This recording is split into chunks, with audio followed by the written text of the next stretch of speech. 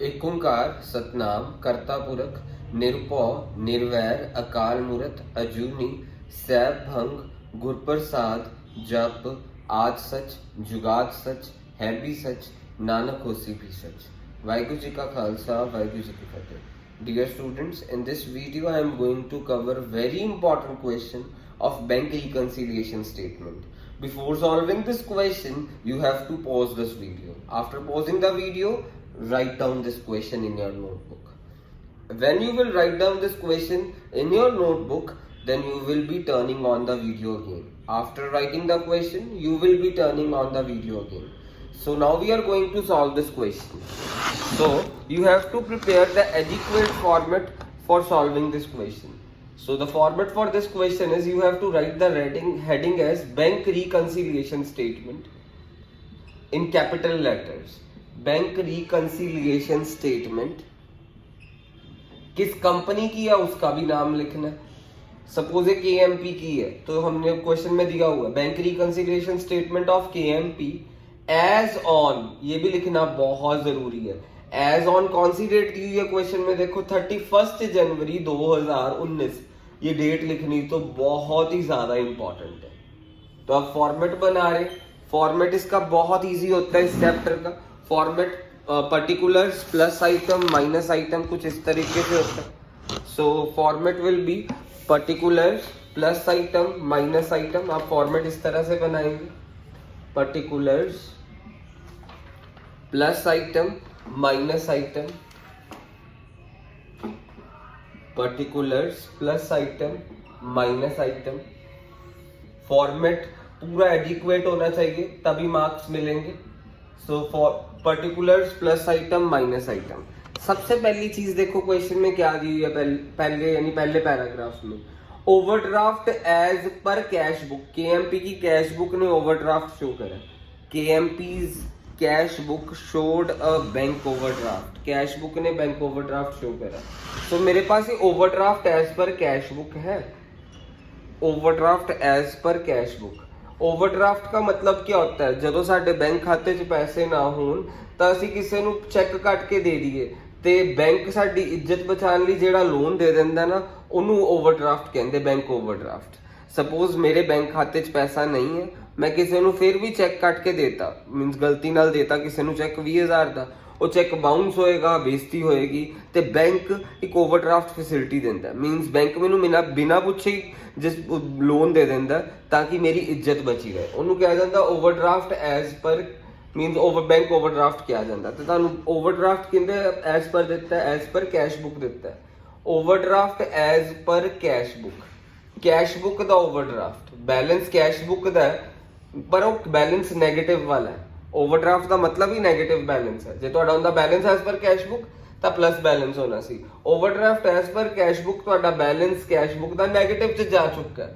Cash book ਦੇ bank column ਦਾ balance negative ਚ ਗਿਆ ਹੋਇਆ 12,500, ਮੈਂ ਇੱਥੇ 12,500 ਲਿਖ ਦਿੱਤਾ। ਹੁਣ ਪਹਿਲਾ ਪੁਆਇੰਟ ਦੇਖਿਓ ਜ਼ਰਾ ਧਿਆਨ ਨਾਲ, cheque amounting ₹1340 were sent to bank on 27th Jan। So cheque sent ਦਾ ਮਤਲਬ ਹੈ ਡਿਪੋਜ਼ਿਟ। ਅਸੀਂ ਚੈੱਕ ਡਿਪੋਜ਼ਿਟ ਕਰਵਾਤੇ 27 ਜਨਵਰੀ ਨੂੰ, ਪਰ ਉਹ ਚੈੱਕ ਕਲੀਅਰ ਕਦੋਂ ਹੋਏ, ਮੀਨਸ ਚੈੱਕ ਮੀਨਸ ਕਲੀਅਰ ਹੋਏ 2 ਫਰਵਰੀ ਨੂੰ ਤੇ ਇੱਕ ਡਿਸਆਨਰ ਹੋ ਗਿਆ। ਤੁਹਾਡਾ ਚੈੱਕ ਕਦੋਂ ਤੱਕ ਹੋ ਜਾਣਾ ਸੀ, ਕੰਮ ਹੋ ਜਾਣਾ ਚਾਹੀਦਾ ਸੀ 31 ਜਨਵਰੀ ਤੱਕ। ਮੀਨਸ ਚੈੱਕ ਅਸੀਂ ਡਿਪੋਜ਼ਿਟ ਤਾਂ ਕਰਾਤੇ ਬੈਂਕ 'ਚ 27 ਜਨਵਰੀ ਨੂੰ, ਚੈੱਕ ਡਿਪੋਜ਼ਿਟਡ ਔਨ 27 ਜਨਵਰੀ ਬਟ ਹਲੇ ਤੱਕ ਕਈ ਕਲੀਅਰ ਨਹੀਂ ਹੋਏ। On 27 January but not yet cleared, ਹਲੇ ਤੱਕ 31 ਜਨਵਰੀ ਤੱਕ ਕਲੀਅਰ ਨਹੀਂ ਹੋਏ। ਕਿਹੜਾ ਚੈੱਕ ਨਹੀਂ ਕਲੀਅਰ ਹੋਇਆ, ਇੱਕ ਜਾ ਕੇ ਕਲੀਅਰ ਹੋਇਆ 230 ਦਾ। ਕਦੋਂ ਹੋਇਆ 230 ਵਾਲਾ, 2 ਫਰਵਰੀ ਨੂੰ। ਸੋ ਇੱਕ ਕਲੀਅਰ ਨਹੀਂ ਹੋਇਆ 230 ਵਾਲਾ, ਦੂਜਾ ਕਿਹੜਾ ਨਹੀਂ ਕਲੀਅਰ ਹੋਇਆ 45 ਵਾਲਾ, ਚਾਹੇ ਉਹ ਡਿਸਆਨਰ ਹੋ ਗਿਆ 4 ਫਰਵਰੀ ਨੂੰ, ਮਤਲਬ ਕਲੀਅਰ ਹੀ ਨਹੀਂ ਹੋਇਆ। ਡਿਪੋਜ਼ਿਟ ਕਰਵਾ ਦਿੱਤਾ। ਚੈੱਕ ਡਿਪੋਜ਼ਿਟ ਅਸੀਂ ਜਦੋਂ ਕਰਾਉਂਦੇ ਆ, ਮੀਨਸ ਮੈਨੂੰ ਸਪੋਜ਼ ਟਿਊਸ਼ਨ ਫੀਸਾਂ ਆਈਆਂ ਤਾਂ ਮੈਂ ਚੈੱਕ ਡਿਪੋਜ਼ਿਟ ਕਰਾਉਣ ਜਾਊਂਗਾ। ਜਦੋਂ ਮੈਂ ਚੈੱਕ ਡਿਪੋਜ਼ਿਟ ਮੈਨੂੰ ਫੀਸਾਂ ਆਉਣਗੀਆਂ ਮੈਂ ਕੈਸ਼ ਬੁੱਕ ਤਾਂ ਵਧਾ ਦਾਂਗਾ, मेरे कोल पैसा आई है ते पर मेरी पासबुक च पैसा नहीं आया 31 जनवरी तक, इससे लिए गलती मनी गई है। 230 रुपए भी 31 जनवरी तक नहीं आए ते 2 फरवरी तक मीनस 230 रुपए भी 31 जनवरी तक नहीं आए, 2 फरवरी ਨੂੰ ਆਏ ਤੇ 45 रुपए भी 31 जनवरी तक नहीं आए। सो ਸਾਡਾ ਮੀਨਸ ਆਪਾਂ ਦੇਖ ਕਿਨੂੰ ਰਹੇ ਹਾਂ, ਕੈਸ਼ ਬੁੱਕ ਨੂੰ। ਤਾਂ ਕੈਸ਼ ਬੁੱਕ ਸਾਡੀ ਵਧੀ ਪਈ ਹੈ। ਠੀਕ ਕਰਨ ਲਈ ਕੀ ਕਰ ਦਾਂਗੇ, ਮਾਈਨਸ। ਸੋ ਮਾਈਨਸ ਕੀ ਕਰਾਂਗੇ, 275 ਅਸੀਂ ਮਾਈਨਸ ਕਰ ਦਿੱਤਾ ਇਸ ਪੁਆਇੰਟ ਲਈ। ਅੱਛਾ ਹੁਣ ਅਗਲਾ ਪੁਆਇੰਟ ਦੇਖਦਾ। ਸੋ ਸੈਕਿੰਡ ਪੁਆਇੰਟ, ਅਸੀਂ ਜਨਵਰੀ ਦੇ ਮਹੀਨੇ ਚੈੱਕ ਇਸ਼ੂ ਦਿੱਤੇ, ਚੈੱਕ ਕਿਸੇ ਨੂੰ ਫਾੜ ਕੇ ਦਿੱਤੇ, ਕ੍ਰੈਡੀਟਰਸ ਨੂੰ ਪੇਮੈਂਟ ਕਰਨੀ ਸੀ, ਚੈੱਕ ਅਸੀਂ ਇਸ਼ੂ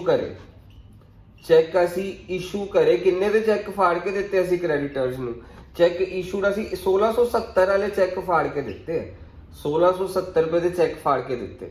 ਪਰ 31 ਜਨਵਰੀ ਤੱਕ ਕਿੰਨੇ ਪ੍ਰੈਜ਼ੈਂਟ ਹੋ ਜਾਣੇ ਸੀ, ਸਾਰੇ ਦੇ ਸਾਰੇ ਜੇ ਪ੍ਰੈਜ਼ੈਂਟ ਹੁੰਦੇ ਤਾਂ ਗਲਤੀ ਨਾ ਹੁੰਦੀ। 31 ਜਨਵਰੀ ਤੱਕ 1370 ਵਾਲਾ ਪ੍ਰੈਜ਼ੈਂਟ ਨਹੀਂ ਹੋਇਆ, ਮੀਨਸ ਉਹ ਕਦੋਂ ਜਾ ਕੇ ਪ੍ਰੈਜ਼ੈਂਟ ਹੋਇਆ, 5 ਫਰਵਰੀ ਨੂੰ। ਮੀਨਸ ਤੁਹਾਡੀ ਗਲਤੀ ਆਈ ਹੈ 1370 ਵਾਲੀ, ਮੀਨਸ ਉਹ ਜਾ ਕੇ 5 ਫਰਵਰੀ ਨੂੰ ਹੋਇਆ। ਮੀਨਸ ਜੇ ਤੁਹਾਡਾ ਕਹਿ ਦਿੰਦੇ ਕਿ 1670 ਦੇ ਚੈੱਕ ਫਾੜ ਕੇ ਦਿੱਤੇ ਤੇ 31 ਜਨਵਰੀ ਤੱਕ 1370 ਦੇ ਪ੍ਰੈਜ਼ੈਂਟ ਹੋ ਗਏ, ਜੇ ਇਹ ਕਿਹਾ ਹੁੰਦਾ, ਇੱਥੇ ਲਿਖਿਆ ਹੁੰਦਾ 31 ਜਨਵਰੀ ਤੱਕ 1370 ਦੇ ਪ੍ਰੈਜ਼ੈਂਟ ਹੋ ਗਏ ਹੁੰਦੇ ਤਾਂ ਸਾਡੀ ਗਲਤੀ ਕੀ ਹੋਣੀ ਸੀ, 1670 ਮਾਈਨਸ 1370, 300 ਰੁਪਏ ਦੀ ਗਲਤੀ ਹੋਣੀ ਸੀਗੀ ਫਿਰ ਸਾਡੀ, ਮੀਨਸ 300 ਰੁਪਏ ਦੇ ਪ੍ਰੈਜ਼ੈਂਟ ਨਹੀਂ ਹੁੰਦੇ। ਬਟ ਹੁਣ ਸਾਡੇ ਕੋਲ ਕਿਹੜੀ ਗਲਤੀ ਹੈ, 5 ਫਰਵਰੀ ਨੂੰ ਹੋਇਆ ਜਾ ਕੇ ਪ੍ਰੈਜ਼ੈਂਟ, ਮੀਨਸ 31 ਜਨਵਰੀ ਤੱਕ ਇਹ ਨਹੀਂ ਹੋਇਆ। Cheque issued but not yet presented, 31 ਜਨਵਰੀ ਤੱਕ ਕਿਹੜਾ ਚੈੱਕ ਪ੍ਰੈਜ਼ੈਂਟ ਨਹੀਂ ਹੋਇਆ ਸੀ, ਕ੍ਰੈਡੀਟਰਸ ਨੂੰ ਤਾਂ ਚੈੱਕ ਇਸ਼ੂ ਕਰਤਾ ਸੈਕਿੰਡ ਪੁਆਇੰਟ ਦੇ ਵਿੱਚ 1670 ਦੇ, ਪਰ ਉਹਦੇ ਚੋਂ 1370 ਦੇ 31 ਜਨਵਰੀ ਤੱਕ ਨਹੀਂ ਹੋਏ, 31 ਜਨਵਰੀ ਤੱਕ ਨਹੀਂ ਹੋਏ। ਮੀਨ ਸਾਡੀ ਕੈਸ਼ ਬੁੱਕ ਕੱਟ ਗਈ, ਅਸੀਂ ਚੈੱਕ ਕਿਸੇ ਨੂੰ ਦਿੱਤਾ, ਕ੍ਰੈਡੀਟਰਸ ਨੂੰ ਪੈਸਾ ਦੇਣਾ ਸੀ, ਅਸੀਂ ਉਹਨਾਂ ਨੂੰ ਚੈੱਕ ਦੇਤਾ ਸੀ, ਕੈਸ਼ ਬੁੱਕ ਘਟਾਤੀ, ਪਰ ਪਾਸਬੁੱਕ 'ਚ ਹਲੇ ਤੱਕ ਪੈਸਾ 31 ਜਨਵਰੀ ਤੱਕ ਨਹੀਂ ਨਿਕਲਿਆ। ਕੈਸ਼ ਬੁੱਕ ਬਾਰੇ ਸੋਚ ਰਹੇ ਹਾਂ, ਘਟੀ ਪਈ ਹੈ, ਠੀਕ ਕਰਨ ਲਈ ਪਲੱਸ ਕਰ ਦੇਵਾਂਗੇ। ਸੋ ਜੇ ਤੁਹਾਨੂੰ ਕਿਹਾ ਹੁੰਦਾ ਕਿ 1670 ਦੇ ਦਿੱਤੇ ਆ ਚੈੱਕ ਤੇ ਉਹਦੇ ਚੋਂ 1370 ਦੇ 31 ਜਨਵਰੀ ਤੱਕ ਪ੍ਰੈਜ਼ੈਂਟ ਹੋ ਗਏ ਹੈ, ਜੇ ਕਿਹਾ ਹੁੰਦਾ ਕਿ 31 ਜਨਵਰੀ ਤੱਕ ਸਿਰਫ 1370 ਦੇ ਹੋਏ, ਫਿਰ ਕਿੰਨੇ ਪ੍ਰੈਜ਼ੈਂਟ ਨਹੀਂ ਹੋਏ ਹੁੰਦੇ, 300 ਦੇ, ਫਿਰ ਅਸੀਂ 300 ਦੇ ਹਿਸਾਬ ਨਾਲ ਕਰਦੇ। ਪਰ ਹੁਣ ਸਾਡੇ 1370 ਦੇ 31 ਜਨਵਰੀ ਤੱਕ ਨਹੀਂ ਪ੍ਰੈਜ਼ੈਂਟ ਹੋਏ, ਕਿਉਂਕਿ 1370 ਵਾਲੇ ਪ੍ਰੈਜ਼ੈਂਟ ਕਦੋਂ ਹੋਏ, 5 ਫਰਵਰੀ ਨੂੰ। Cheque issued but not yet presented, ਇਹ ਵਾਲਾ ਹੋ ਗਿਆ। ਹੁਣ ਅਗਲਾ ਪੁਆਇੰਟ ਤੀਜਾ, ਸਟੈਂਡਿੰਗ ਇੰਸਟਰਕਸ਼ਨ। ਸਟੈਂਡਿੰਗ ਇੰਸਟਰਕਸ਼ਨ ਦਾ ਮਤਲਬ ਤੁਹਾਨੂੰ ਦੱਸਿਆ ਹੋਇਆ ਹੈ ਥਰਡ ਪੁਆਇੰਟ ਦੇ ਵਿੱਚ।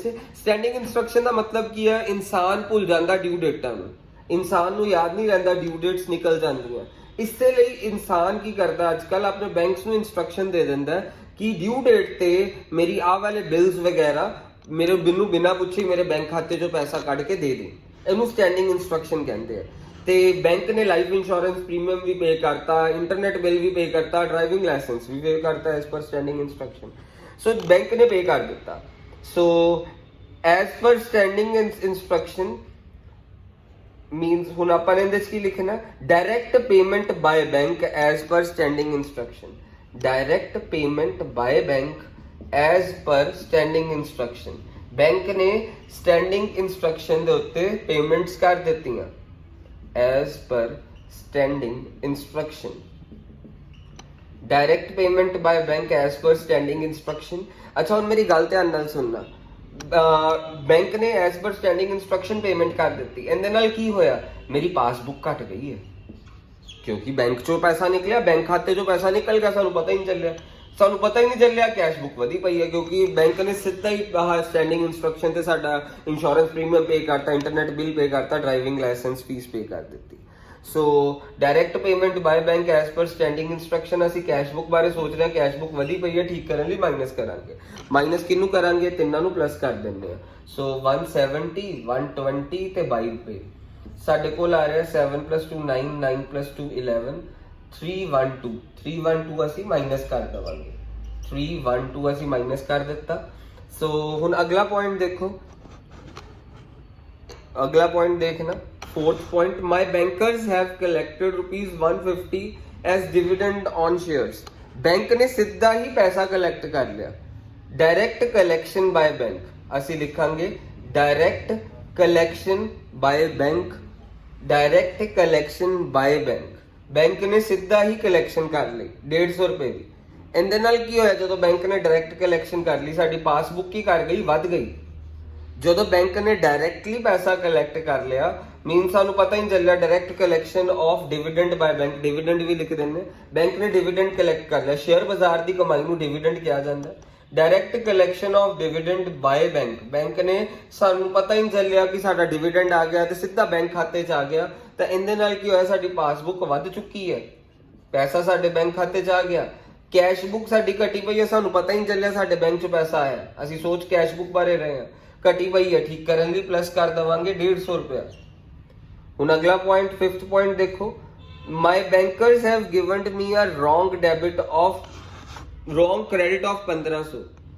सो रॉन्ग क्रेडिट देता बैंकर्स ने, bankers have given a wrong credit of 1500, have given a wrong credit of 1500 mean साडे ना बैंक खाते च एवें गलती नाल एंट्री पै गई, पै जांदी कदी कदी, किसी होर दी एंट्री साडे खाते च पै गई, रॉन्ग क्रेडिट आ गया।